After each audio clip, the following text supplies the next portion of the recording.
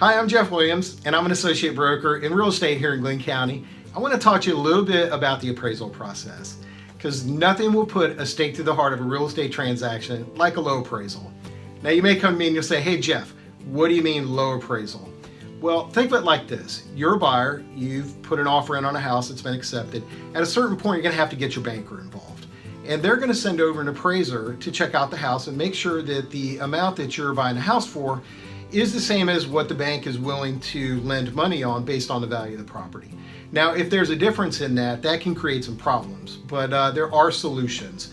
One solution is you can always go to Mr. Seller and say, hey, Mr. Seller, will you lower the price of the property down to the appraisal? Of course, no seller ever wants to hear that.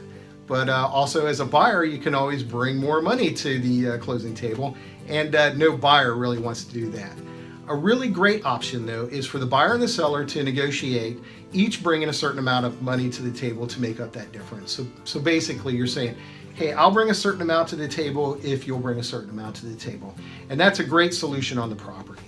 But if that doesn't work and you go to the seller and the seller says, hey, I'm not willing to bring any money to the table and I'm not willing to lower the sales price.